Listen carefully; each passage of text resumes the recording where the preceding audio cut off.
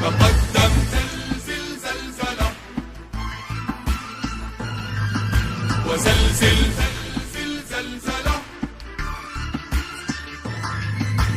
قم زلزل زلزلة زلزل أمن إسرائيل. Assalamualaikum warahmatullahi wabarakatuh. Nama saya Nur Syairah Farhani binti Muhammad Zamri, pemegang KMT 19BE 02170. Saya akan bertengkar pada bahagian pengenalan kepada tajuk assignment kami, iaitu hijrah ke kota Madinah.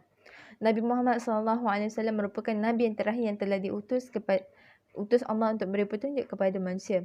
Keistimewaan yang dimiliki Rasulullah SAW ini amatlah sangat dianjurkan kepada kita untuk jadikan sebagai pedoman dalam hidup kita. Dengan sebab itu, supaya kita dapat mencapai kesempurnaan dalam beribadah kepada Allah Subhanahu Wa Taala. Oleh itu, pentingnya seseorang itu perlu mengenali baginda Rasulullah SAW melalui biografinya, iaitu mengenali nasab keturunan baginda Rasulullah dan mengenali surga keluarga Nabi Muhammad SAW.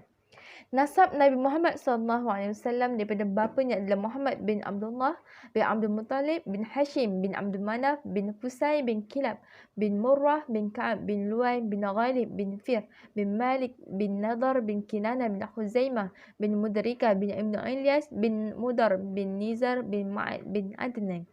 Baginda dilahirkan pada hari Isnin mengikut bulan Islam, itu pada bulan Rabiul Awal pada tahun Gajah.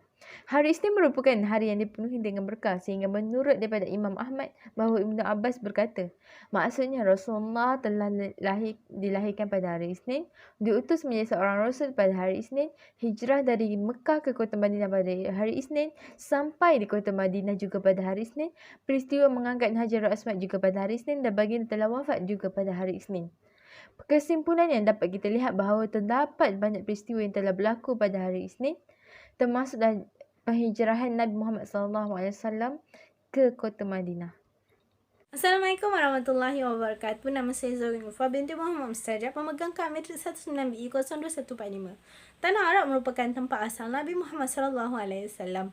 Sebelum berlakunya penghijrahan, berlakunya peristiwa di mana dua suku kaum Arab yang sering bergaduh, bertekar, serta berlakunya peperangan di antara mereka, iaitu suku kaum Aus dan Khazraj. Dalam peristiwa ini, berlakunya genjatan senjata antara mereka. Kaum Aus dari Madinah ke Mekah bertujuan untuk membentuk persekutuan dengan kaum Quraisy. Maka Nabi Muhammad SAW mengambil kesempatan ini untuk menyebarkan dakwah Islam ini kepada mereka, akan tetapi mereka tidak menerimanya. Pada tahun yang sama, sewaktu musim haji berlangsung, hanya seramai 12 orang sahaja yang mengikuti ajaran Rasulullah. Akan tetapi, disebabkan dakwah dan ajaran Islam ini tersebar, maka seramai 72 orang mengikuti ajarannya. Musim haji yang seterusnya, mereka mengadakan perjumpaan secara rahsia di tempat bernama Al-Aqabah.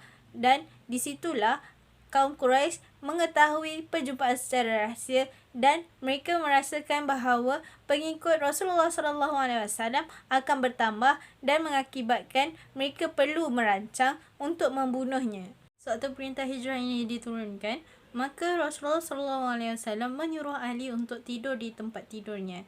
Maka sewaktu itulah rumah Rasulullah SAW dikepung oleh sekumpulan Quraisy. Maka Rasulullah SAW mengambil segenggam pasir lalu membacakan surah Yasin daripada ayat 1 hingga 9 lalu meniupnya. Maka dengan izin Allah, sekumpulan Quraisy ini tidur, lalu Rasulullah SAW mengambil langkah untuk bersembunyi di Gua Sur bersama Abu Bakar As-Siddiq selama 3 hari 3 malam. Selepas keadaan menjadi reda, Rasulullah SAW dan Abu Bakar As-Siddiq keluar daripada Gua Sur untuk meneruskan perjalanan mereka ke Madinah. Akan tetapi, mereka dikejar oleh Suraqah bin Malik. Namun, Suraqah bin Malik ini tidak dapat lagi meneruskan niatnya kerana kaki kuda yang ditunggang olehnya terbenam dan terdapat angin debu yang mengkaburkan matanya.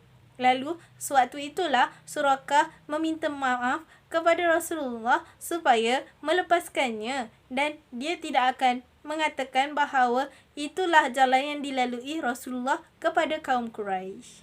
Lepas kejadian itu, maka tersebarlah bahawa Rasulullah SAW akan tiba di bumi Madinah.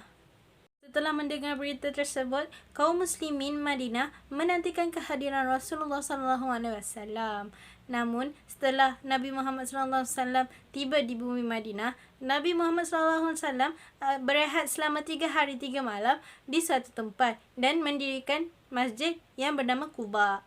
Lepas itu, berlakulah penyebaran Islam sehingga ke hari ini. Seterusnya adalah faktor yang menyebabkan Rasulullah SAW berpindah dari kota Mekah ke kota Madinah. Yang pertama adalah dari segi agama, di mana pada mulanya Rasulullah SAW hanya berdakwah di kota Mekah.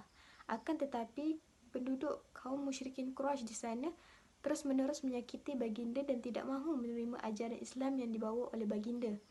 Oleh hal yang demikian, Allah telah memerintahkan Rasulullah SAW untuk berpindah ke Madinah di mana kota tersebut sangat tenang. Dan ketika di Madinah, Rasulullah SAW dapat berdakwah dengan tenang dan penduduk di sana dapat menerima segala ajaran Islam yang dibawa oleh baginda. Yang keduanya adalah dari segi politik, di mana Madinah ini mempunyai kedudukan yang strategik sebagai benteng pertahanan, di mana ia dikelilingi dengan pergunungan batu dan juga pokok-pokok. Ianya tidak dapat dilalui oleh pejalan kaki maupun unta, apatah lagi pasukan-pasukan tentera yang datang menyerang. Setiap yang datang menyerang tidak dapat melarikan diri kerana dikelilingi oleh hutan dan juga pergunungan batu-batu ini. Akan tetapi di sana terdapat dua suku kaum yang sering bertelingkah dan berselisihan faham.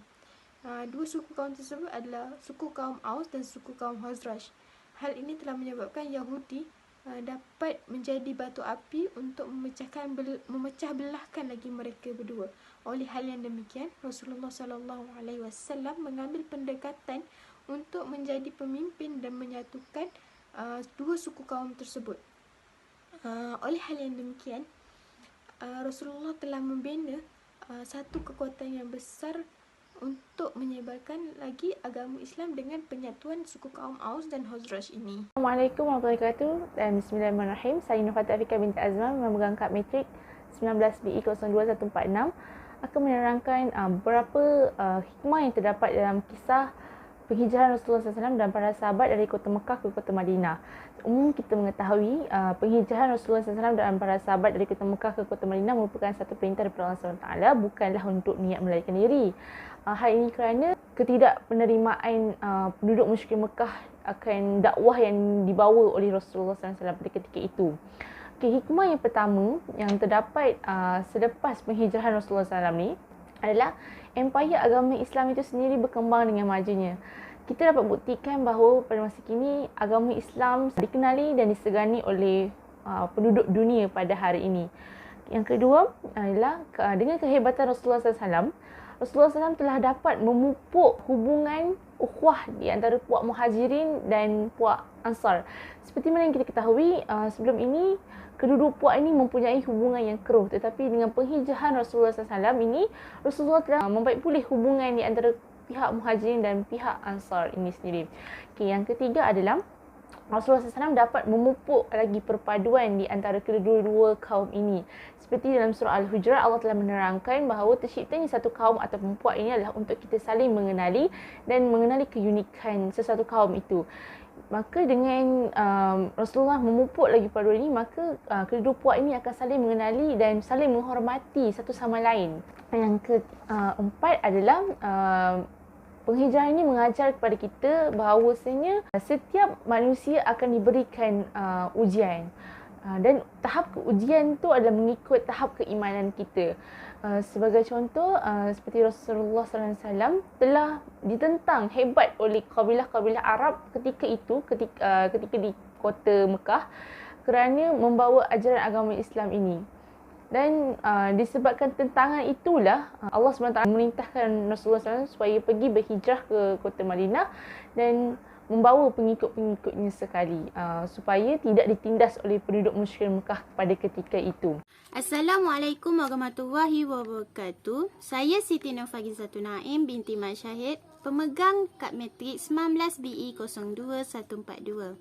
Okey, kesimpulannya di sini, banyak rintangan dan juga cabaran yang perlu dihadapi oleh Nabi Muhammad SAW serta pengikutnya ketika mana mereka berhijrah ke kota Madinah. Seperti orang kafir Mekah ingin membunuh baginda, perjalanan yang jauh dan sebagainya. Tetapi apabila mereka telah sampai ke kota Madinah, mereka tidak menyangka bahawa di sana mereka telah disambut dengan penuh hangat dan tiada kemuhan serta tiada caci makian di sana. Oleh itu, Nabi Muhammad SAW telah menyebarkan agama Islam dengan lebih pesat di merata-rata tempat. Dan walaupun beberapa orang tidak ingin mengikuti ajaran baginda tetap peduli akan mereka dan tidak mengasingkan diri terhadap mereka dengan melakukan perjanjian diplomatik terhadap orang kafir Yahudi. 1 Muharram detik permulaan, perkiraan tahun Islam hijrah, perpindahan Nabi dan umat Islam dari kota Mekah ke kota Madinah.